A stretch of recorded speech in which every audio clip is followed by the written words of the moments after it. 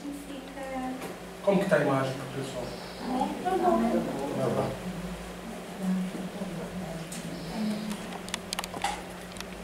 Bom, então eu vou fazer a prece, nossa prece inicial, né?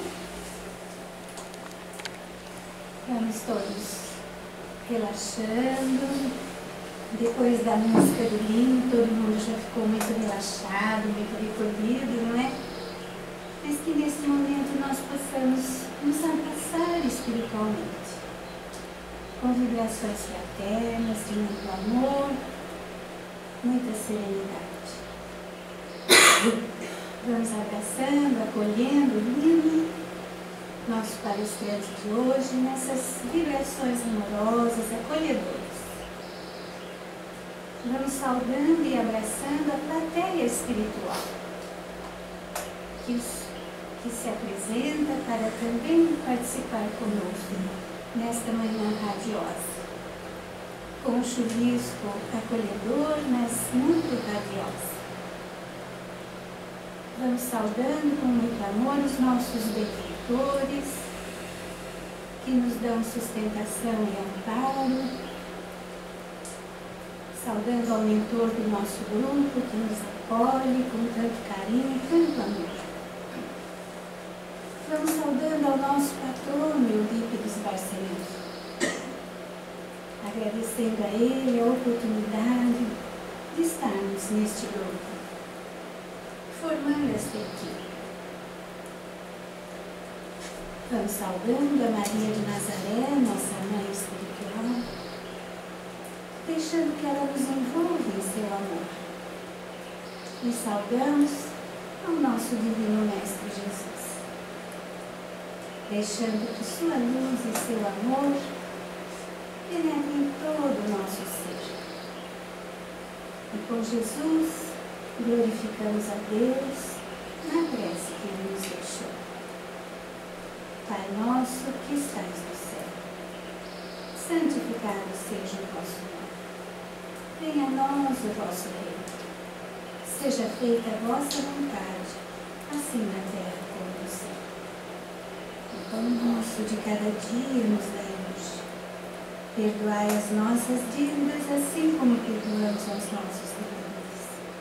E não nos deixeis cair em tentação, mas livrai-nos de todo o mal. E que assim seja.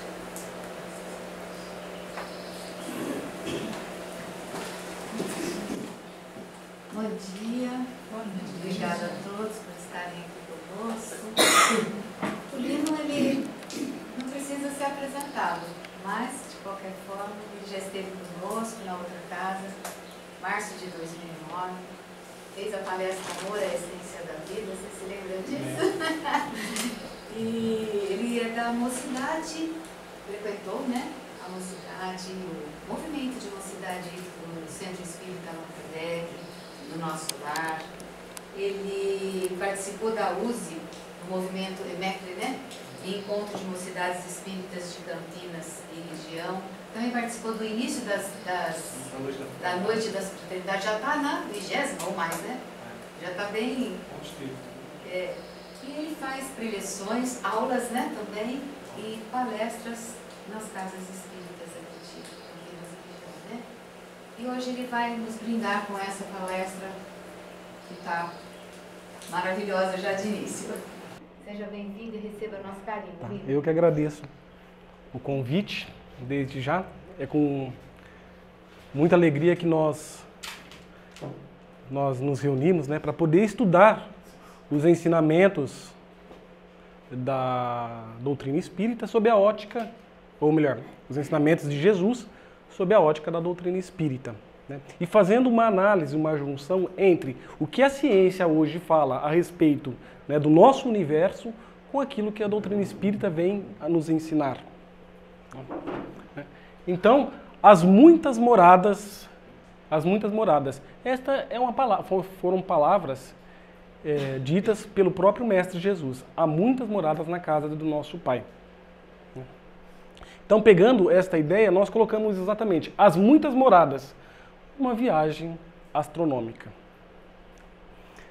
Antes de mais nada, nós queremos deixar bem claro que não somos especialista na área, nós não somos astrônomos, físicos, nada. Apenas imbuídos do interesse, do conhecimento, nós nos interessamos pelo assunto. Desde criança, eu confesso, que sempre gostei de astronomia. Eu me recordo, né, de me sentar, às vezes, né, na varanda da minha casa, ou onde eu estivesse, que eu pudesse olhar as estrelas e contemplá-las com alegria, né? Na hora que eu via, eu já estava em oração, devido à beleza das estrelas, né? Eu nunca fui muito afeito à lua, porque acho que atrapalhava eu observar as estrelas. Mas é algo fantástico olharmos para o céu à noite e ver tantas e tantas estrelas. Então, por isso nós perguntamos, estaríamos sozinhos no universo?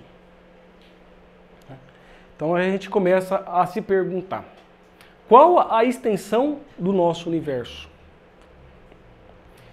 Como surgiu e qual a idade? Então nós paramos e ficamos a pensar nisso. E aí a gente vai partir do início da nossa viagem. E é onde começa? Da onde nós estamos. Né? Então, a próxima. Que é a Terra. Antigamente, tinha-se a concepção de que a Terra era o centro do universo. E essa ideia foi adotada de forma empírica, né, pelo filósofo Aristóteles, né, que viveu de 384 anos antes de Cristo a 322, que ele traz a ideia geocentrismo, ou seja, que o mundo, o universo girava em torno da Terra. Como já dissemos, foi uma avaliação empírica, ou seja, ele observava, né, temos a sensação de que a Terra está parada e que tudo parece estar girando em torno dela. Por isso, essa concepção de que o universo gira em torno da Terra. Nós estamos parados. Se alguém dissesse que nós estamos em movimento naquele período, era tratado como loucos.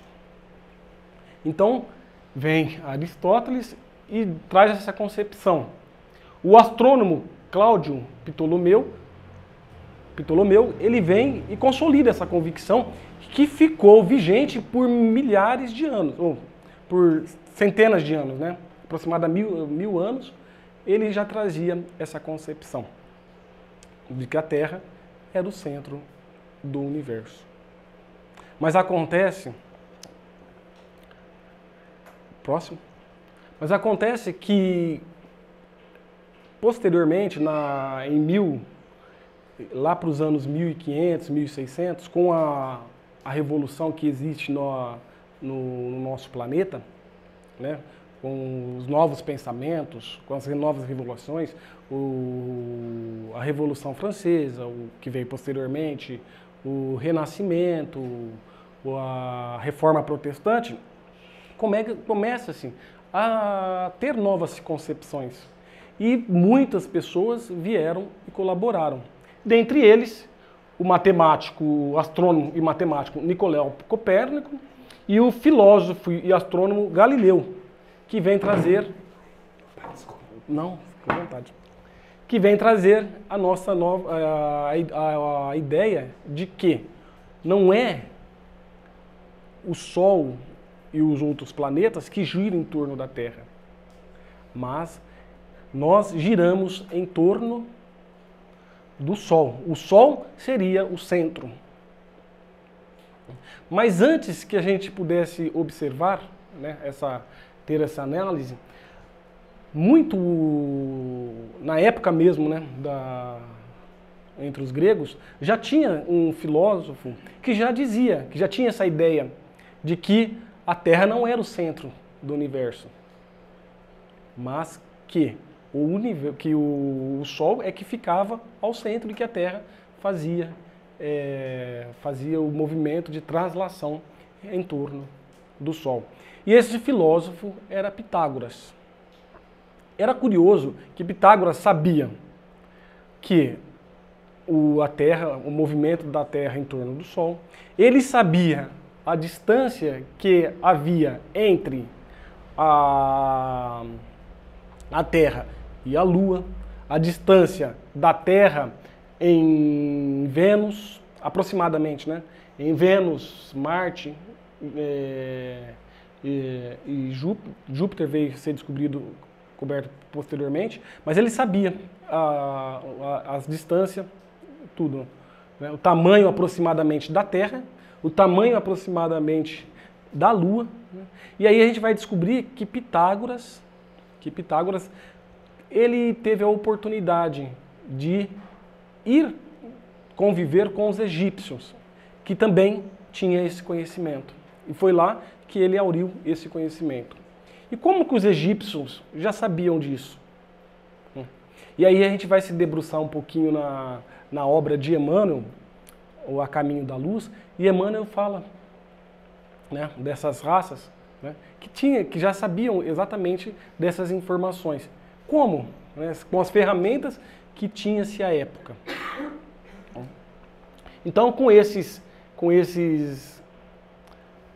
astrônomos e filósofos, nós tivemos a concepção agora precisava ser consolidada ainda, né, mais posteriormente, mas já se tinha a ideia de que a Terra já não era mais o centro do nosso universo, mas colocaram o Sol. E aí vem um pouquinho, mais ou menos na mesma época, um padre, né, cujo nome era Giordano Bruno. Alguém já ouviu falar de Giordano Bruno? Próximo. Giordano Bruno. Então a gente vai entender lá então que não é a Terra que gira em torno, não é o Sol que gira em torno da Terra, mas sim a Terra que gira em torno do Sol, próximo.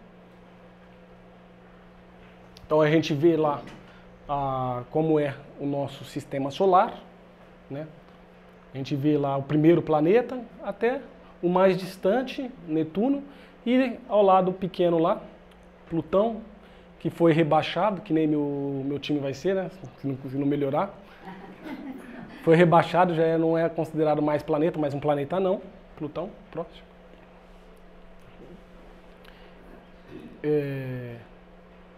O que mais? E aí a gente vai observar, né? A gente vai querer tocar um pouquinho no nome de Giordano Bruno, mas a gente vai colocar um pouquinho mais adiante ainda. Mas vamos observar um outro prisma. A gente aprendeu que não é com esses filósofos que o Sol seria o centro do nosso universo, né? E aí a gente aprende com as ferramentas que nós vamos observando que o Sol também não está parado, ele não está fixo num ponto. O Sol, ele também viaja no universo. E de que forma que ele viaja? É o que a gente vai ver no próximo vídeo, né? É um videozinho? Eu acho que dá pra... É um videozinho. Só tô...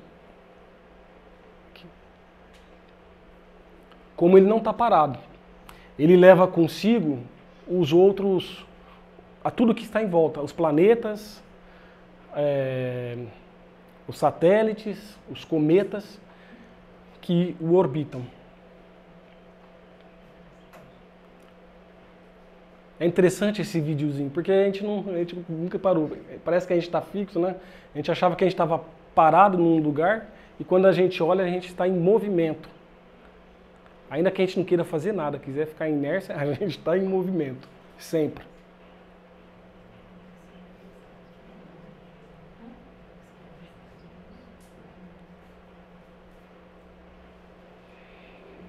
É um videozinho bem interessante, que nos convida à reflexão, né? E aonde ele está viajando?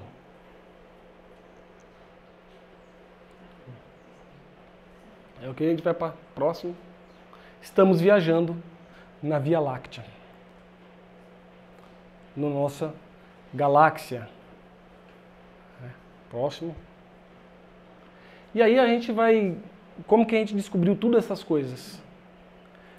pela contribuição de inúmeros, né, cientistas, seja eles físicos, astrônomos, matemáticos, biólogos, astrofísicos. Né? É um amplo conhecimento que nós podemos adquirir em diversas áreas para estudar não só a nossa constituição física aqui no planeta Terra, mas no universo. Né? Então a gente pode ver o Galileu, Stephen Hawking, Copérnico, Newton, Edwin Hubble, Albert Einstein, que colaboraram e colaboram, né, outros cientistas também, né, hoje, na atualidade, estão trabalhando muito, né, para ampliar essa visão que nós temos do nosso universo, da nossa moradia. Próximo. E também com o nosso desenvolvimento tecnológico. Né? Então, o telescópio, né? Esse aqui são os mais avançados, né? Que nós podemos observar aqui da Terra as estrelas, né? Os telescópios. Mais adiante. Ônibus espacial, a estação espacial, né? Que está em órbita com o nosso planeta. Telescópios espaciais. Esses telescópios, eles proporcionaram à humanidade tanto desenvolvimento, né, proporciona tanto conhecimento para que a gente possa conhecer, né, hoje, essas sondas são os nossos olhos no universo, né, porque livres, né, da nossa atmosfera, que de certa forma é um empecilho para que a gente possa observar com maior clareza como é o nosso universo, esses objetos no espaço colaboram para que a gente possa estudá-los. Né? Então, isso é um telescópio. E vejamos alguns tipos, né, que existem, né, que a humanidade já mandou para o espaço. A sonda Voyager, né, a 1 e a 2, que foi lançada em 1977, o ano que eu nasci. Essa sonda já passou por inúmeros planetas, né, vem viajando no decorrer desses 40 anos, né, e hoje eles já saíram da heliosfera, ou seja, a atmosfera do Sol. Né, já viajou aproximadamente entre 16 a 20 bilhões de quilômetros, né, e está em direção, agora viajando nas estrelas. Essas duas sondas, elas contêm, é interessante que elas contêm dados tão interessantes de nós como civilizações, para que num futuro próximo, né, tão próximo, não sei, ou distante, alguma outra civilização inteligente possa encontrar, né, e observar como que é o nosso planeta. Então há informações de músicas, fotos de crianças, de adultos, sons de animais, né? Os cientistas tiveram essa ideia, né? É tipo, eles estudaram o nosso sistema solar com essas sondas, né? E também tiveram a ideia de colocar alguns dados do nosso planeta, né? Tipo uma carta, falando como que é a nossa civilização. Isso em 1977. Mais adiante. Temos também a sonda espacial Hubble, que foi lançada em 1990. Né? Essa sonda já teve a oportunidade de fotografar, né, mandar para a gente, mandar informações, fotos de galáxias, né, diversas galáxias, planetas, estrelas, supernovas, cometas. Essa sonda já teve a oportunidade de fotografar planetas como o planeta como Júpiter, Saturno e diversos outros planetas, até também Plutão, né? Mais adiante. Há uma sonda que está para ser lançada em 2018, o objetivo dela é estudar o Sol. Ela vai chegar o mais próximo do Sol possível para que a humanidade possa estudar essa estrela, né? A nossa estrela mais próxima, que é o nosso Sol, né? Que nos possibilita a existência. Mais adiante. A sonda Messenger, que foi lançada em 2004 em Mercúrio, né? Está pesquisando, né? Eu acho que ela já nem existe mais, a sonda Messenger. Muitas sondas já foram enviadas para Marte, acho que um dos planetas mais explorados, até porque é um planeta mais parecido com a Terra, né? Está mais próximo de nós também. A sonda Juno, que está estudando Júpiter, né? E também as suas luas. Por Júpiter já passaram outras sondas, que nem a sonda Galileu e a outra que posteriormente a gente vai ver. Próximo. A sonda Cassini, que foi lançada em 1997, estudando Saturno.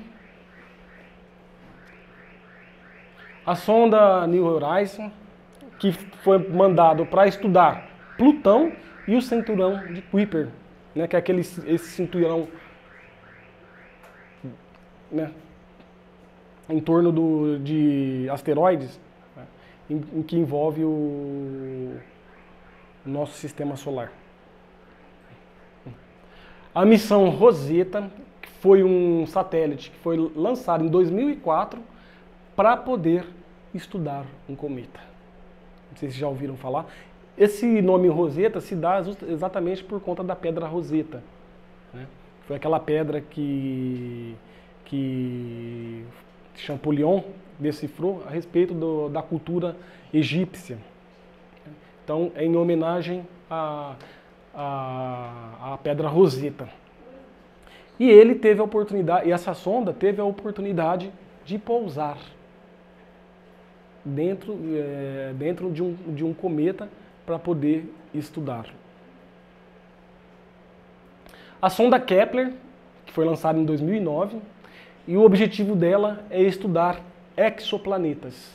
O que é o exoplanetas? São planetas que orbitam outras estrelas. Para se ter uma ideia, até 2015, essa sonda já tinha pesquisado mais de 1000 planetas. E muitos outros por estudarem ainda. Então, olha o tanto de planetas que ele já encontrou.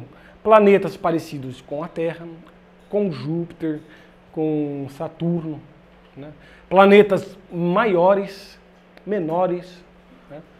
É muito interessante. Então, essa é a sonda Kepler. A sonda espacial James Webb, que vai ser lançado em 2018, que será o sucessor da sonda Hubble. Para se ter uma ideia, essa sonda ela é aproximadamente 100 vezes mais potente que a Hubble. Tudo que nós sabemos hoje do nosso universo foi contribuição da sonda Hubble. Agora você imagina, no ano que vem, em outubro do ano que vem, ser lançada uma sonda que é muito mais potente. Afinal de contas, a sonda ela foi, para se ter uma ideia, ela foi lançada em 1990, essa em 2018. Imagina a diferença de tecnologia, né? Mais adiante, graças à astronomia e o desenvolvimento tecnológico, está sendo possível mapear e ampliar o universo observável.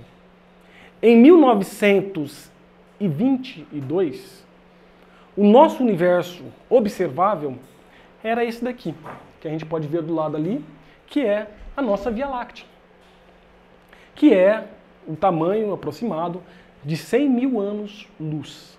O que é 100 mil anos-luz? Para que a gente pudesse viajar na velocidade da luz, que é de 300 mil quilômetros por segundo, a gente demoraria para atravessar a nossa Via Láctea 100 mil anos. Mas com, né, esse desenvolvimento todo que nós podemos observar através não só desses dessas sondas, né? Porque a gente vê a sonda lá lá no espaço e nós não vemos o que está por trás daquilo, né? Os laboratórios de observação aqui da Terra, que estudam, que pesquisam, que veem como é constituído o nosso universo. Volta um pouquinho. Então, a gente vê que o nosso hoje, em comparação com em 1922, o nosso universo observável hoje é de aproximadamente, né, 91 bilhões de anos-luz e 2 trilhões de galáxias. 2 trilhões de galáxias. Isso é o nosso universo observável. 2 trilhões com a sonda Hubble. Agora imagina com a sonda, posteriormente com a sonda James Webb, que vai ser lançado em 2018. Próximo. Então, como a gente já disse, né, o universo observável tem 91 bilhões de anos-luz e a gente vai entender o que é o ano-luz. O ano-luz, como já dissemos, é a velocidade que a luz percorre em um segundo, que é 300 mil quilômetros. Em um ano, ele percorre aproximadamente 9,5 trilhões de quilômetros.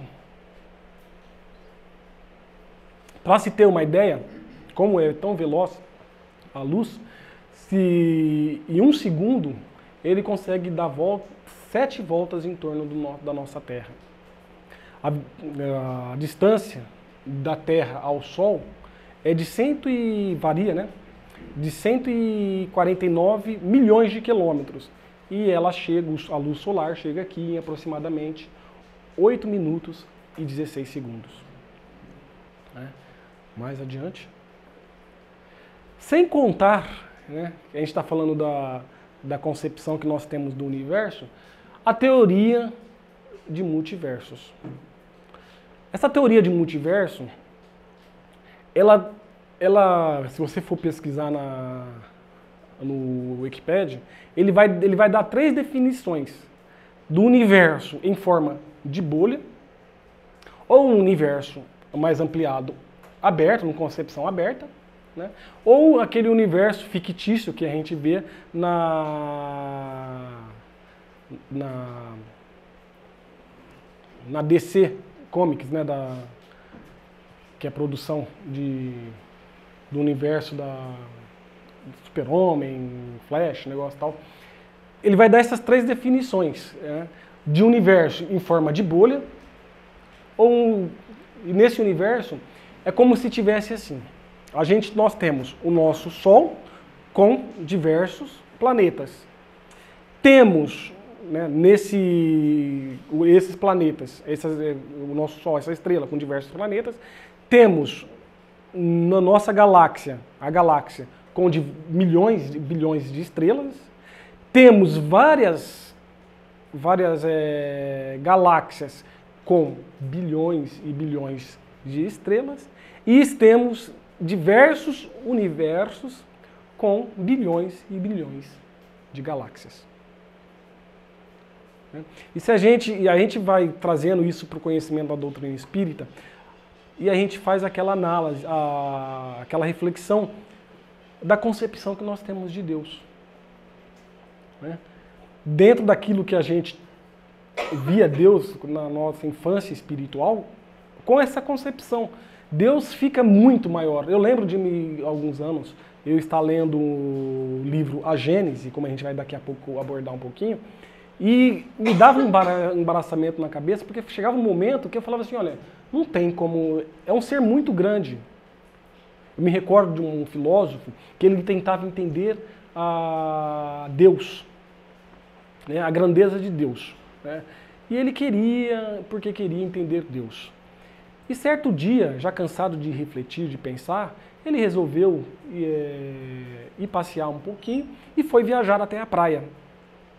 Chegando lá, andando na orla, ele pôde ver um garoto brincando, né, com um baldinho, com uma pazinha, fez um buraco na areia, né, e começou a pegar a água do mar e jogar ali no buraco.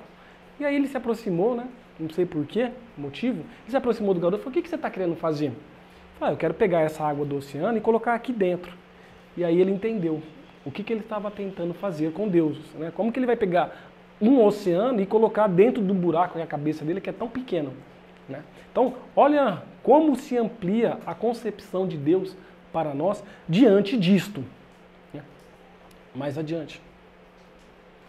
Também, além de tudo isso que nós podemos observar, nós temos a matéria escura e a energia escura. Para se ter uma ideia, essa matéria escura,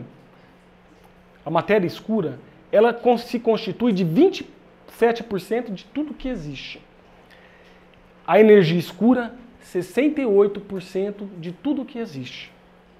E tudo aquilo que nós conhecemos, não passa de 5%. O que nós conhecemos? Estrelas, planetas, cometas, né? Não é 5%. Perto daquilo que nós conhecemos. Mais adiante. O que a doutrina espírita diz sobre a imensidão do universo? Então a gente pega como base essas duas obras. O Livro dos Espíritos e o livro A Gênese. Vamos lá. Primeiro, o Livro dos Espíritos, na questão de número 20. Dado é o homem receber, sem ser por meio da investigação da ciência, comunicações de ordem mais elevada acerca do que lhe escapa ao testemunho dos sentidos? Sim. Se o julgar conveniente, Deus pode revelar o que a ciência não é dado a aprender. Lá, o comentário de Kardec. Por essas comunicações é que o homem adquire, dentro de certos limites, o conhecimento do seu passado e do seu futuro. Segundo a teoria de Albert Einstein, segundo Albert Einstein, não há nada mais veloz do que a luz. E aí a gente, como espírita, a gente vai discordar. Existe algo que é muito mais veloz. Alguém saberia me dizer? O espírito, que se locomove com a velocidade do pensamento. E é por isso que eles podem também trazer novas informações. Para a humanidade, nós não temos tecnologia suficiente para chegar em a estrela mais próxima que nós temos de nós está a 4.000 anos-luz. Perdão, a 4 anos-luz. 4 anos-luz. Ou seja, aproximadamente quase 40 trilhões de quilômetros. Se a gente conseguisse viajar na velocidade da luz, nós chegaríamos lá em 4 anos. Né? Porém, a nossa velocidade que nós conseguimos viajar, no máximo, né, até hoje, com o desenvolvimento científico, é de cerca da velocidade de 90, 80 mil, 100 mil quilômetros por hora. Né? Nada comparável à velocidade da luz. Né? Então, como que nós temos essas revelações? Através dos espíritos, que viajam com a velocidade do pensamento. Mais adiante. Através como já disse, né, de revelações. E aí a gente vai naquele personagem que eu queria falar, Giordano Bruno. Giordano Bruno, né, a concepção dele, primeiro, é que Deus eterno criou o universo ilimitado. É isso que ele já dizia. Né? E como que ele chegou a essa conclusão? Giordano Bruno, ele teve um sonho. Né? E ele sonhou, nesse sonho, o universo ele era tipo uma redoma, fechada. Essa era a concepção dele. E aí ele se aproximou dessa redoma e queria tocar. Era como se fosse um tecido, para ver o que tinha além.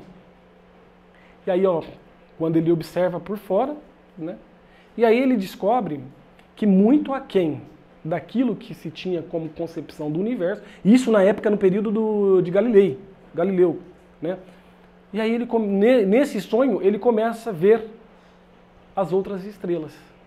E nessas outras estrelas, ele começa a observar que existem planetas orbitando essas estrelas.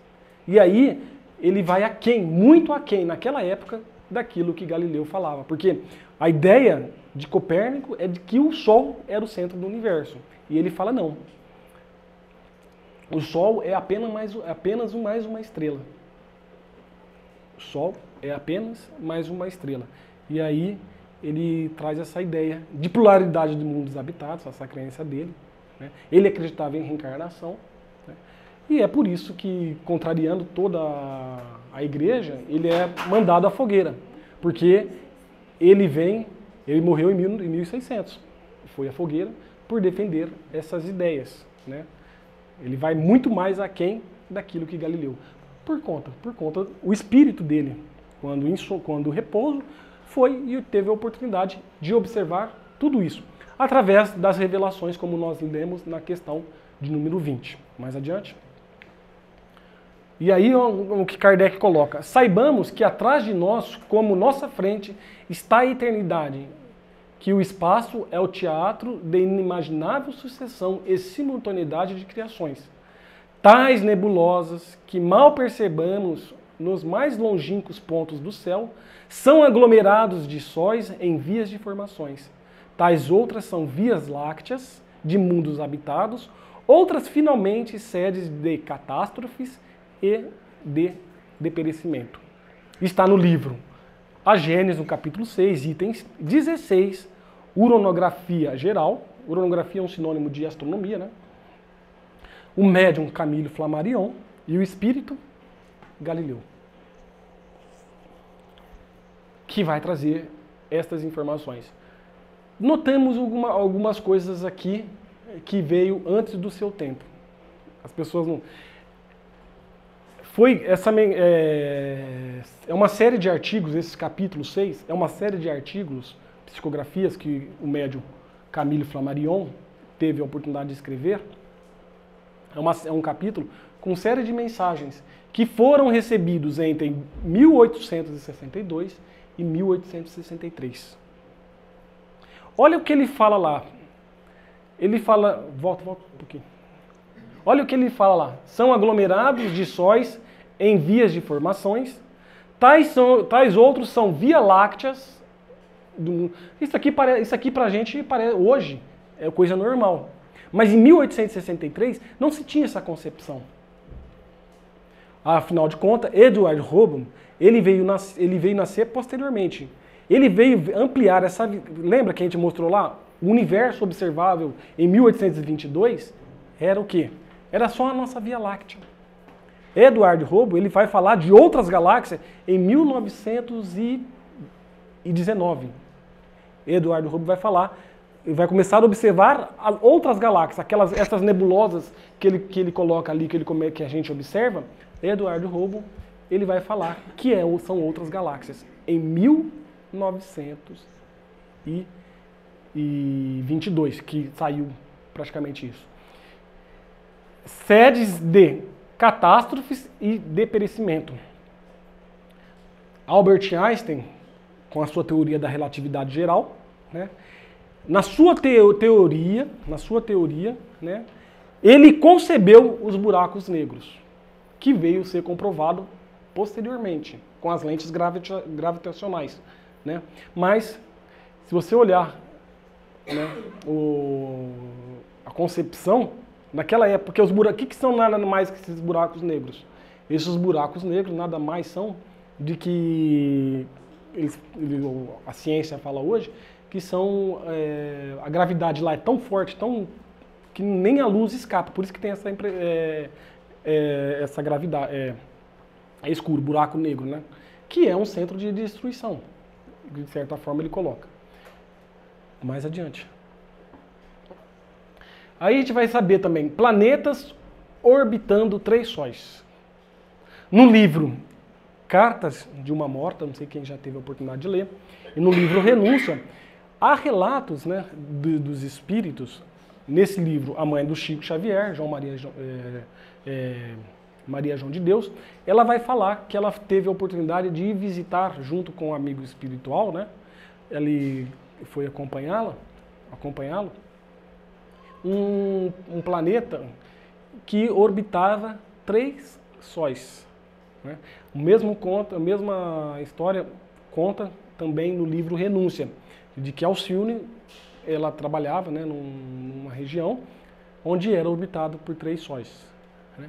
E a ciência hoje, através do Kepler, através de outras sondas, tem observado estrelas binárias múltiplas, né? Quando tem mais de 3, é considerado estrelas múltiplas, são estrelas que orbitam em torno delas. Né?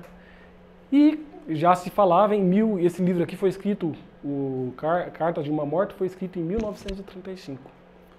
Mais adiante. Esse também é um videozinho.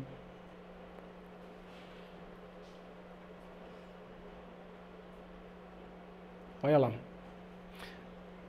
O pequenininho que a gente não vê, não tem nem brilho, aqui, perdão, é o planeta orbitando 3 estrelas. Se a gente for entrar, por exemplo, no site da NASA, da ESA, né, a gente vai encontrar todos esses materiais. Né, são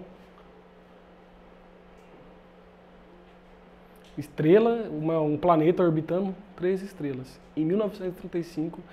É o mesmo planeta? Não, porque não é uma regra. Tem muitas estrelas, né, múltiplas, uma que orbita uma perto da outra. Inclusive, um astrônomo, que eu não vou me lembrar o nome dele agora, ele já observava que existiam essas estrelas. Né?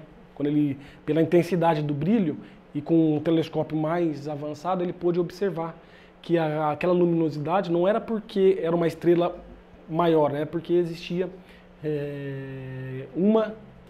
duas ou mais estrelas que fazia com que havia essa luminosidade maior. Pode colocar mais adiante? Então vamos lá, o Livro dos Espíritos, na questão 35. O espaço universal é infinito ou limitado? E aí é o que eles colocam, infinito.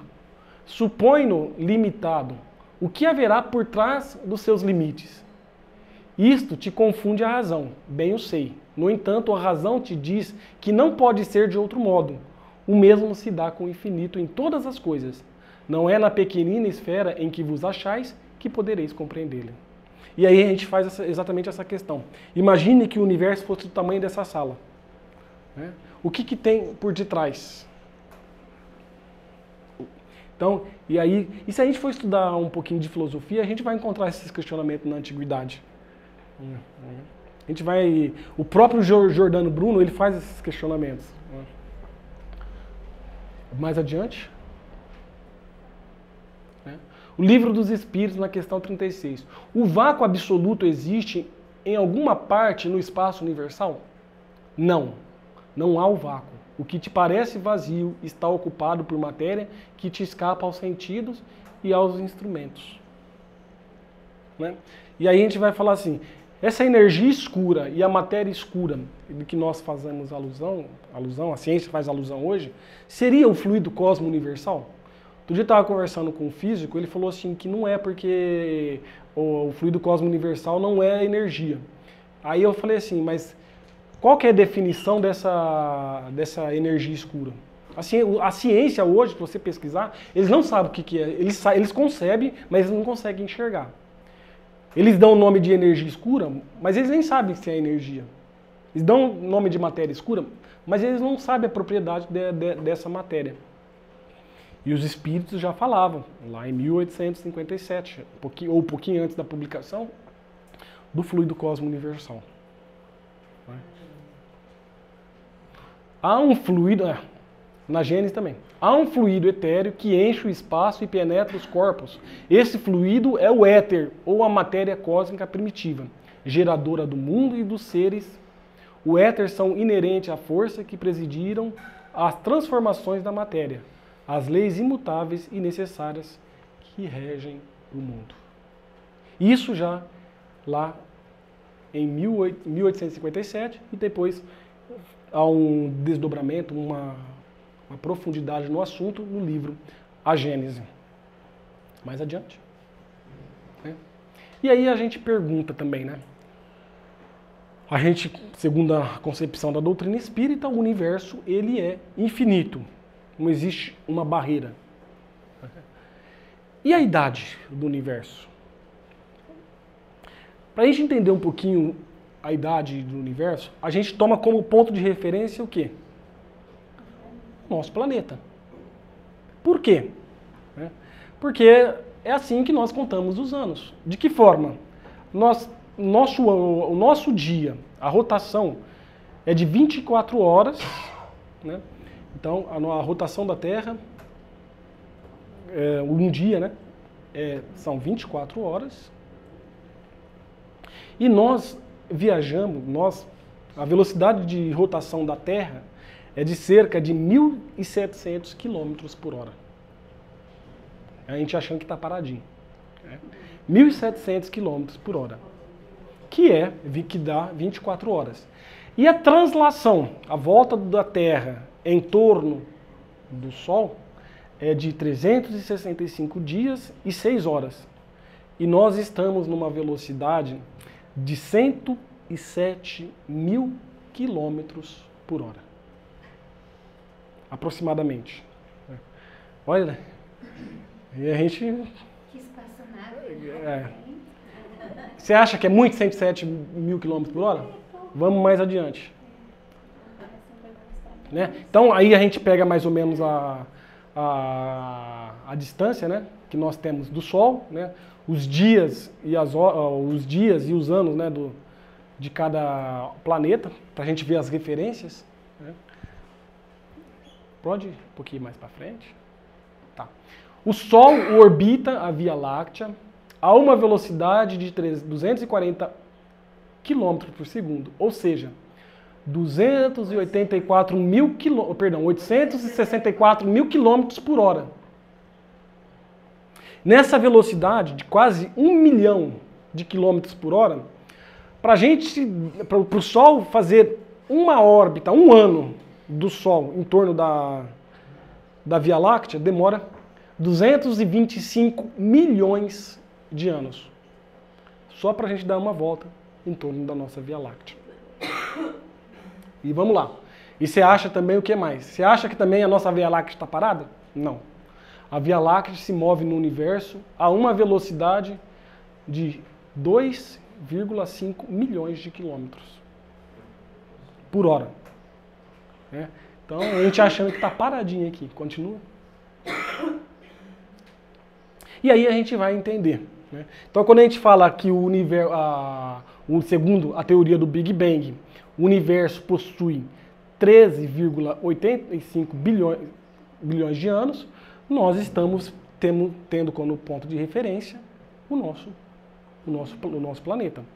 Significa que desde que o universo existe, né, a nossa Terra já deu 13,85 bilhões de voltas em torno do Sol. Mas acontece que a nossa Terra só veio surgir aproximadamente 4,5 bilhões de anos. Mas vamos lá, na frente. Bom, como surgiu a teoria do Big Bang? Na verdade, a palavra Big Bang foi cunhada de forma pejorativa pelo astrônomo e escritor de ficção científica Fred Hoyle, que apoiava a teoria do universo estacionário e eterno, embora acreditasse que houvesse um movimento dos das estrelas, né, e também das galáxias. Então, de forma pejorativa, ele não acreditava que o universo tivesse um limite. Então, de forma pejorativa, ele deu o nome dessa teoria de Big Bang. Né? E essa teoria, às vezes, as pessoas, os católicos, os ateus, né, as pessoas, eles lançam um certo descrédito quando se refere à questão de religiosidade na religião. Porque, segundo a teoria, é uma teoria científica hoje, mas poucos sabem que essa teoria foi feita por um padre. Né? E é o padre, próximo, George Lemaitre. E aí a gente pergunta, o universo não surgiu de uma grande explosão? Segundo a teoria de George Lemaitre, não. Ele foi um padre católico, astrônomo, cosmólogo e físico belga. Né? Segundo esse astrônomo, né, que propôs a teoria que ficou conhecido como a teoria do Big Bang, com bases na teoria da relatividade geral de Albert Einstein, ele propôs a hipótese do átomo primordial. Porque na concepção dele, né, Einstein ele demonstra que o universo ele é flexível, o espaço-tempo é flexível, que ele contrai e ele expande, né, esse espaço. E com base nisso, George Lemaitre ele chega à conclusão que se o universo está expandindo, como depois, posteriormente, Edward Hubble vai comprovar, ele chega à conclusão que se está expandindo, um dia ele teve a contração dele. Então, ele teve um início. Então, ele acha que tudo teria surgido de um átomo. Não foi, a ideia foi pejorativa, né, daquele outro filósofo, que tudo havia surgido a partir de um átomo. E posteriormente, essa teoria, ela tomou força depois da comprovação, principalmente de Edward Hubble e também de Higgs. Né? Quem já não ouviu falar do campo de Higgs? Né?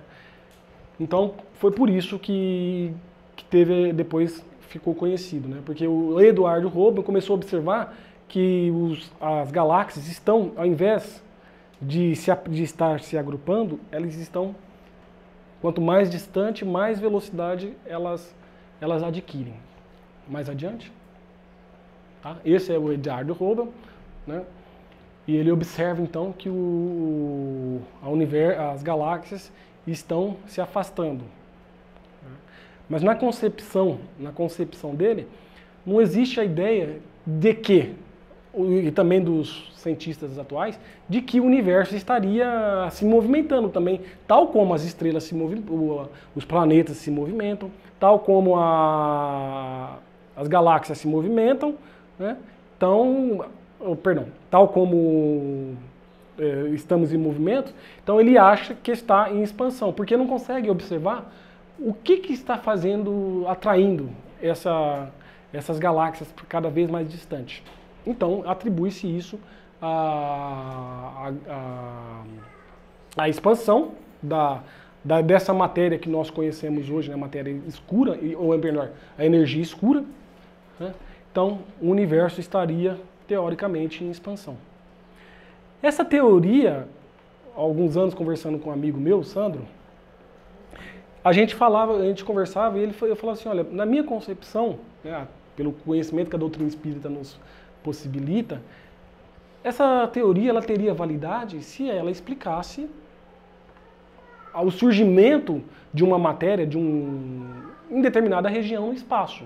Porque o espaço, sendo ilimitado, né, como que a gente vai saber se o universo ele é de fato tudo isso que nós conseguimos observar?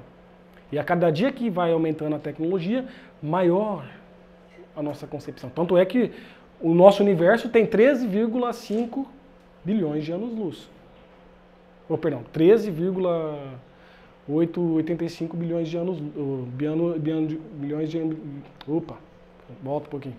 13,85 bilhões de anos-luz. Mas o nosso universo observável é quanto? 91 bilhões de anos-luz. E aí vem uma outra teoria que cada vez vão criando-se outras teorias para explicar, né?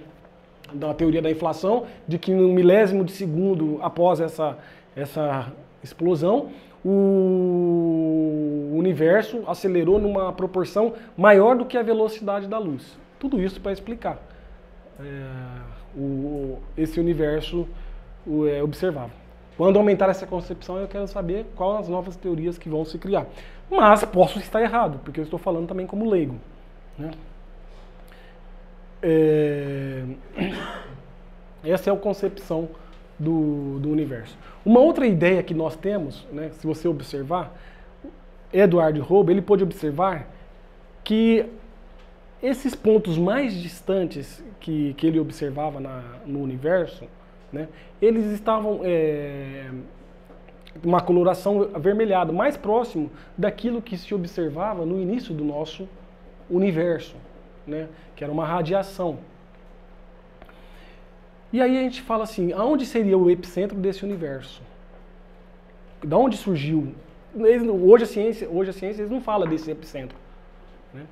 O que se coloca é que o material mais distante que se encontra, né, quanto mais distante, mais longe que se encontra, a velocidade, ele vem viajando na velocidade da luz, e ao fotografar esse material distante, nós não estamos fotografando ele como ele é hoje, mas como ele foi ao decorrer de alguns milhões de anos, de alguns bilhões de anos.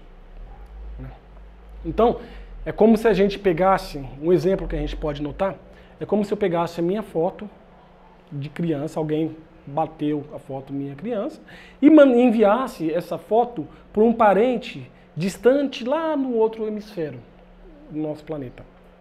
E essa foto fosse chegar lá daqui a 90 anos. E lá, na hora que chegasse aquela foto, alguém olhasse aquela foto, nossa, a pessoa mais velha de lá tem 90 anos, né? Desconsiderando às vezes quem bateu a foto, que às vezes alguém que bateu a foto de mim criança tem que ser muito mais velho que eu. Então, o material mais distante que pode ver fotografado, observa que fica a cerca de 13,85 bilhões de anos. Porém, tem acontecido novas incógnitas para as ciências, porque eles têm descoberto hoje galáxias que não deveriam existir. Por quê? Porque viajando na velocidade da luz, né, a 13,400 bilhões de anos, existe já, eles fotografaram uma galáxia que está à distância 13,400 bilhões de anos, luz. E aí eles começaram a questionar, essa galáxia não deveria estar lá, não deveria existir. Duas coisas, ou a teoria do Big Bang está errado, né, ou essa galáxia não existe. Porém, contra fatos não há argumento. Porque uma galáxia, para se surgir, demanda bilhões de anos. Para você ter uma ideia, só o nosso Sol demorou cerca de 4 a 5 bilhões de anos para formar o nosso sistema solar. Imagina uma galáxia inteira, né? Então, cada vez mais, a gente vai entendendo um pouquinho essa ideia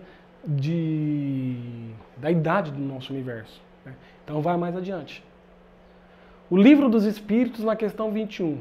A matéria existe desde toda a eternidade como Deus ou foi criada por Ele em dado momento? Aí é o que a gente vai ver que a doutrina espírita fala. Só Deus o sabe. Há uma coisa, todavia, que a razão vos deve indicar. É que Deus, modelo de amor e caridade, nunca esteve inativo. Por mais distante que logreis figurar o início da sua ação, podereis concebê-lo ocioso um momento que seja? Mais adiante. Ó, livro A Gênese.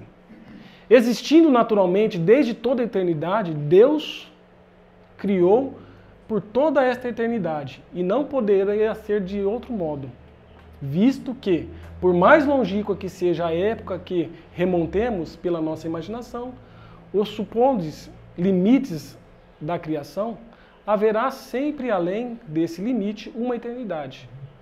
Ponderai bem esta ideia. E lá no item 18, ele diz assim, Deus há criado sempre, cria incessantemente e nunca deixará de criar. Né? Isso está no livro A Gênese. E aí a gente lança exatamente este questionamento. Vendo a imensidão do nosso universo, seria crível pensar que existe vida apenas na Terra?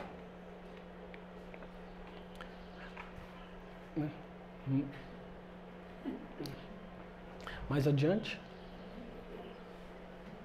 Como a gente disse, a sonda Kepler, em 2015, já havia confirmado mais de 1.000 exoplanetas, ou seja, planetas orbitando outras estrelas. Mais adiante. E aí a gente vê uma concepção, né, de como que é, né? Outras estrelas com outros planetas. Né? Esta aqui é uma dos planetas que o Kepler descobriu, né? Gliese 832, que é muito parecido com a Terra, é chamada de a Super-Terra. Né? Mais adiante. Né? E ela está orbitando o seu planeta, que é uma estrela, que está orbitando a sua estrela, que é uma estrela anã, né? Naquilo que a ciência chama como zona de Goldilocks, que quer dizer zona habitável. O que seria essa zona? Essa região? É uma região que nós temos aqui no nosso sistema solar que fica entre Vênus e Marte, né? Essa região. E nessa região é possível que esteja água no estado líquido, né? Que não é uma região tão próximo da estrela que é muito quente e a água haveria de evaporar, né? Ou não tão distante em que a água seria congelada, né? Então, a zona habitável. Então, a sonda Kepler tem procurado esses tipos de planetas, nessas zonas habitáveis, porque é daí que a ciência está partindo para conhecer. Porém, há um outro dado muito interessante. A gente disse lá das outras sondas, por favor. Né? A gente vai ver, por exemplo, a sonda New Horizon foi estudar o criovulcão de um planeta anão Ceres, né, que está fora da nossa região habitável, que a região habitável do nosso sistema solar é até Marte. O planeta anão Ceres, ele fica no cinturão de asteroides, que fica entre Marte e Júpiter. Existe também, a gente já vai explicar o que é crivulcão. Crivulcão no planeta anão Plutão, com 150 quilômetros de diâmetro e 4 quilômetros de altura. Isso foi que essas sondas estão descobrindo. Um dado interessante. Para que haja... O que é um crivulcão? Crivulcão, são vulcões de gelo. É diferente do nosso vulcão, que é de lavas. Eu falava larvas, meu filho fala assim, não é lavas. Você está falando errado, pai. Eu falei, é verdade. Crivulcões são vulcões de gelo. Mas para que possa haver esses vulcões, para que esteja em atividade, precisa ter água no estado líquido. Porque o que sai desses crivulcões, para depois se aglomerar em gelo, são líquidos. Né? Então, quer dizer, está fora de uma região habitável. Né? Como que pode ter líquido? É como a gente está vendo, tem visto também em Saturno, nas luas de Saturno, nas luas de Júpiter, líquido, água. Né? São outra composição, mas é líquido. Então, eles já estão, alguns pesquisadores já estão pesquisando, já estão estudando. Um outro dado interessante. Isso aqui, a sonda Manchester identificou novas evidências de águas congeladas em Mercúrio, o planeta mais próximo do Sol. Bem diferente, eu falei assim, bem diferente daquilo. Então agora ele está falando, ó, é possível, né, que haja alguma forma de vida nesses planetas, né? Seja ela vida micro-organismos, né? Então, cada vez mais a ciência vai se desenvolvendo, vai tendo novas descobertas. Vamos lá mais adiante? E aí, olha que fala Stephen Hawking. Stephen Hawking fala uma coisa muito interessante. Ele fala assim, ele acredita que há uma probabilidade de 100% de que haja vidas em outros planetas. É essa a concepção do Albert Einstein, ou do Stephen Hawking. Esse aqui é um físico também da atualidade, chama-se Michio Kaku, é norte-americano, né?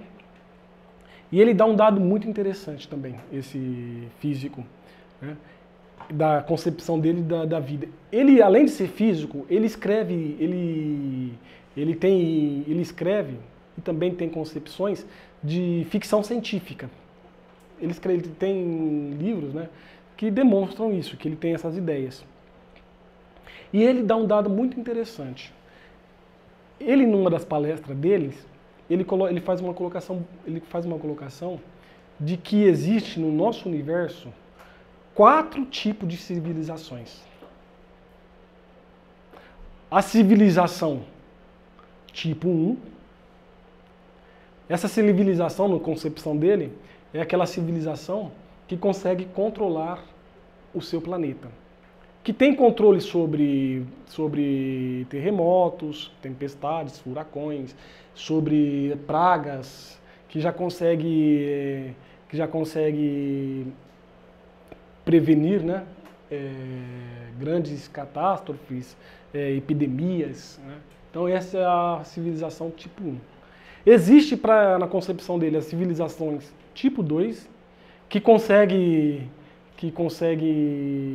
controlar a civilização tipo 2, que tem controle sobre o seu sistema solar, né, a sua estrela, os planetas, os cometas, os asteroides, né, essas são civilizações tipo 2. Existe, na concepção dele, a civilização tipo 3, que são as civilizações que já têm controle sobre a sua galáxia. Ele tem essa concepção. Não sei de onde que ele tirou, não sei se ele já leu o Livro dos Espíritos, o Evangelho segundo o Espiritismo, mas o fato é que ele faz essa colocação. Na verdade, ele tinha essa concepção dessas três civilizações, né? E aí, um dia ele fazendo palestra, ele lá fazendo esse comentário, de repente vem um garoto de 10 anos, se aproxima dele e fala assim, olha, você está esquecendo da civilização tipo 4. Aí ele falou, garoto, vai brincar para lá, né? Nem dá muita importância, e continua fazendo a palestra. E aí o garoto se aproxima dele de novo e falou, você está esquecendo da civilização tipo 4. Mas não tem civilização tipo 4. O que a gente conhece é a civilização tipo 1, que controla o planeta, a 2, que controla o sistema solar, o sistema dele, né, solar, e a tipo 3, que é a galáxia. O que tem é isso. E aí o garoto falou, não, mas é porque tem já civilizações que controlam, que tem conhecimento que da energia escura. Né? Um garoto de 10 anos veio falar isso para ele. Né? E ele coloca isso, ele faz exatamente essa colocação. E ele coloca que nós, como humanidade, sabe em qual categoria que nós estamos? Nós estamos na civilização ainda tipo 0. E ele diz que nós vamos chegar na civilização tipo 1 apenas daqui 100 anos, aproximadamente 100 anos, nós chegaremos nessa condição. Isso é um físico nos Estados Unidos. Não sei de onde ele tirou essa informação. Eu fiquei muito curioso. A NASA diz, enquanto eu assistia um documentário a respeito de astronomia, né, de exoplanetas, né, os cientistas diziam uma coisa muito interessante. Eles falavam assim: existe na nossa Via Láctea, existe cerca de 100 a 400 bilhões de estrelas. De 100 a 400 bilhões de estrelas. Levando em consideração que tenhamos apenas 100 bilhões de estrelas, eles colocam: a cada 6 estrelas existe um planeta semelhante ao nosso planeta Terra, nas condições semelhantes à nossa Terra. Um planeta a cada 6 estrelas. Então, se formos observar, na nossa Via Láctea, há aproximadamente entre, acho que 17 bilhões de planetas semelhantes à nossa Terra. E aí eles colocam assim: será que existe vida só aqui? E aí os cientistas colocam assim, terminam esse documentário, eles falam assim, eles colocam dessa forma: hoje já não cogitamos mais em saber se existe vida em outro planeta. A preocupação da ciência hoje é saber quando nós teremos contato com essas outras civilizações. Quando? Né? E a NASA recentemente colocou que até 2025 já teremos feito contato com outro planeta. Isso é a NASA afirmando. E Jesus? Jesus fala: há muitas moradas na casa do meu Pai. Tanto é que existe no Evangelho segundo o Espiritismo um capítulo só dedicado a isso, né? As muitas moradas. Por favor. A polaridade dos mundos habitados, no Livro dos Espíritos. São habitados todos os globos que se movem no espaço? Uma que já tinha concepção de que os planetas, os globos, né, não estavam estáticos no universo, estão em movimento. Sim, o homem terreno está longe de ser, como supõe, o primeiro em inteligência, em bondade e em perfeições. Entretanto, há homens que se têm por espírito muito forte e que imaginam pertencer a esse pequenino globo, o privilégio de conter seres racionais.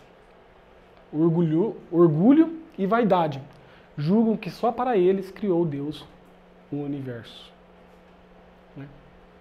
Deus povoou de seres vivos os mundos, concorrendo todos esses seres para um objetivo final da providência.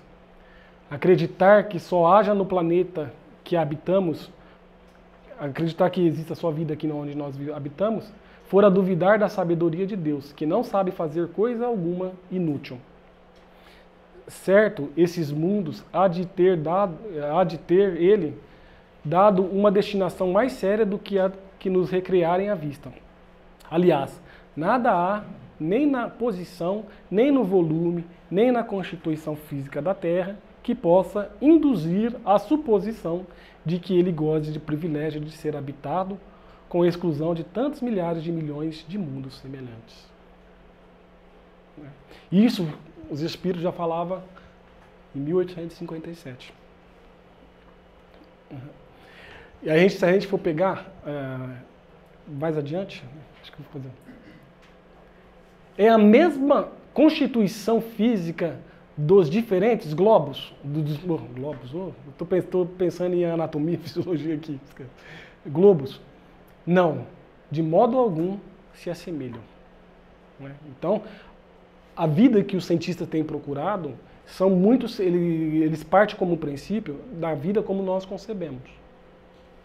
Então, assim está ficando até difícil encontrar vida aqui no nosso próprio planeta. Embora outro dia eu estava vendo um documentário de um meteoro que caiu há muitos milhares de anos na Terra, geralmente lá na Antártida.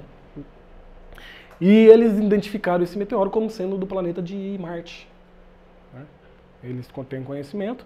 E eles, estudando esse meteoro, eles encontraram fósseis de bactérias, né, existentes em Marte. Então, a gente vai observando. Não sendo uma só para todos as constituições físicas do mundo, seguir-se-á que tenha organizações diferentes os seres que os habitam? Sem dúvida. do mesmo modo que no vosso os peixes são feitos para viver na água e os pássaros no ar. Outro dia eu estava conversando.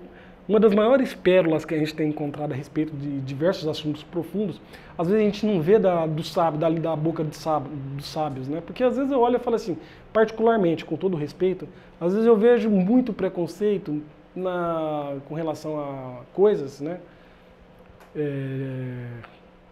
Na boca de sábios, de cientistas, né? Às vezes eu olho para o Stephen Hawking, é tão inteligente, e falo, mas tem coisas assim que às vezes a visão do espírito falta, né? E às vezes pessoas tão simples, que não tem aquela profundidade, aquele linguajar científico, mas ela traz tanta colaboração para a humanidade, né? Ou às vezes no seu círculo de convivência. Uma vez conversando com um rapaz na mocidade espírita, e ele me falava uma coisa muito interessante a respeito exatamente disso. Né? Ele fala assim, como que a gente espera encontrar vida em outro planeta exatamente com as nossas concepções? Né? Pensando que a vida, quando a gente encontrar, tem que ser igual a que nós estamos aqui. Né? E na Revista Espírita de 1860, uma comunicação de um espírito, né, que fala que ele vive em Júpiter. Né? E se a gente for observar hoje, Júpiter, aparentemente, conforme nós concebemos, não existe vida. Né? E a gente conversava a respeito disso. E ele me fez uma colocação muito interessante. Ele fala assim, como é constituído o seu corpo físico? Meu corpo é constituído de 70% de água e o resto é carne, né? É matéria mais sólida. Aí ele falou assim, e ele perguntou, e como é constituído, qual é a constituição do nosso planeta Terra? Eu falei, exatamente, é 70% água e o resto é a Terra. Né? Então, se a gente for para um planeta que é gasoso, como que será que vai ser a constituição física dos habitantes de lá? Análogos, semelhantes ao do planeta. Né? Talvez essa constituição não seja perceptível a nós. Né? Talvez precisaríamos de recursos muito maiores para poder observar esses habitantes lá. Né? E aí a gente vai entender o que os espíritos têm. Né? Os tipos de civilizações. Vamos mais adiante? Deixa eu perguntar quanto tempo nós temos ainda? São 11h20. 11h20? Nossa, já passou bastante. Hein? Então, e aí a gente vai observar lá as diferentes categorias de mundos habitados, né? Que está lá no Evangelho segundo o Espiritismo. E ele vai falar. Eu só esqueci de colocar o capítulo. Né? Mas as muitas moradas. Então vai falar os mundos primitivos, os mundos de provas e expiações, os mundos de regeneração, ditosos e felizes, divinos ou celestes. E isso aqui é uma classificação que os espíritos colocam, que não tem, é uma coisa de forma didática, que não tem nada de absoluto, porque existe uma infinidade de diferenças, né, nessa classificação. Da mesma forma que nós vemos aquela infinidade de diferenças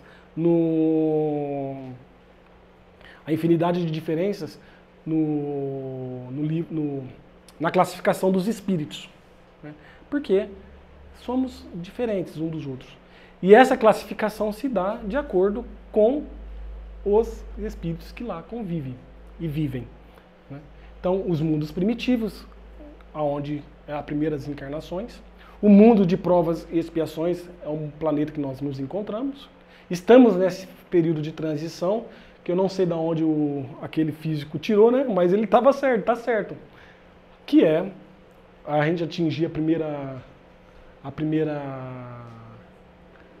civilização tipo 1, né? Ditosos e felizes, em que nós já teremos mais controles, né? De determinadas coisas. Quem sabe, segundo a revelação dos Espíritos, e que está ali contido no livro O Evangelho, no livro, na Revista Espírita, Júpiter seria um planeta muito mais adiantado que o nosso.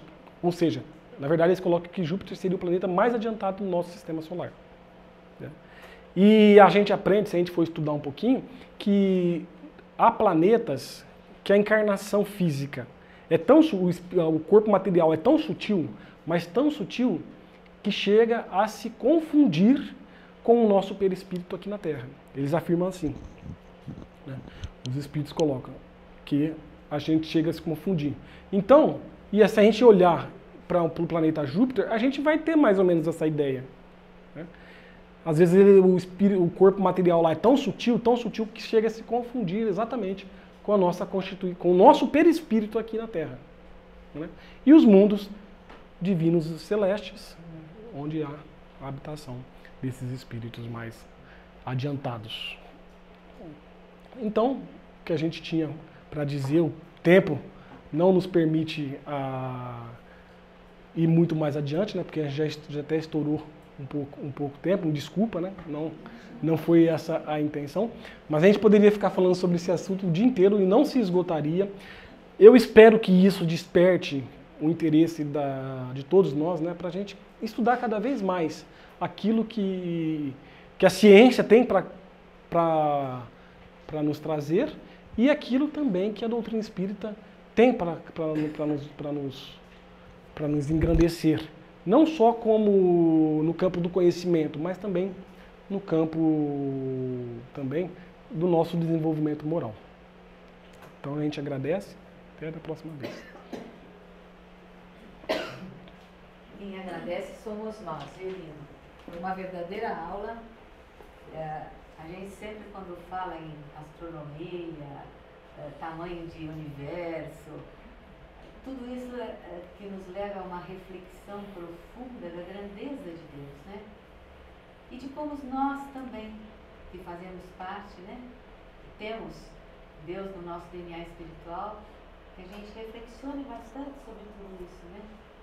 Que a gente possa estar lá, entrando no estudo do Livro dos Espíritos, que lá nós encontramos todas as respostas a todos os questionamentos que temos, né?